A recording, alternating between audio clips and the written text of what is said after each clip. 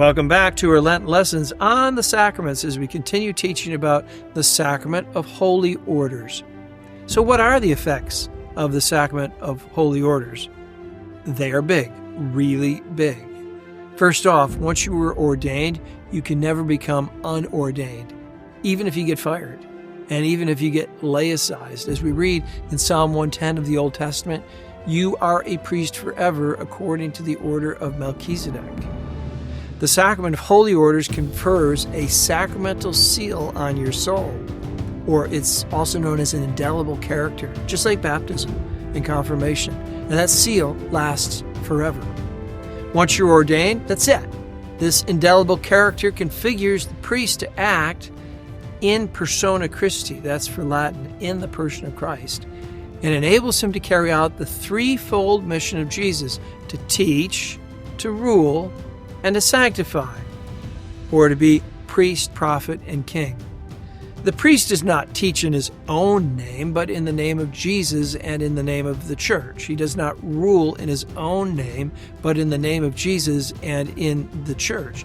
He does not sanctify or confer the sacraments to the faithful in his own name or by his own power, but in the name of Jesus Christ and with Jesus penetrating his power through him. He is the minister of Jesus Christ. As with the other sacraments, the sacraments of holy orders brings an increase in sanctifying grace, confers special actual graces for the exercise of his ministry, and provides a variety of charismatic graces for the service to the community.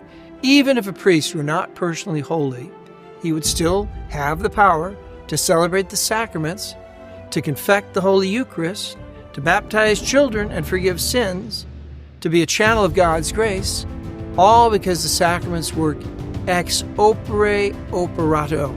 That's a key Latin phrase which means from the work worked, or from the deed done. The efficacy of the sacraments does not depend on the holiness of the priest, but the quantity of grace received by the recipient does depend on the subjective disposition of the recipient. You can be more or less hungry for grace, and accordingly receive more or less grace. You can be more or less pious, more or less attentive. However, the very first obligation of the priest is to strive for personal holiness, otherwise his poor example could turn off the faithful. Some saints said, a priest goes to heaven or a priest goes to hell with 1,000 souls behind him. So pray that your priest be holy and give good example. So I hope you tune in every day of Lent to learn more about your Catholic faith, because if you learn it, then you can live it. And if you live it, you will love it. And if you love it, you will never leave it.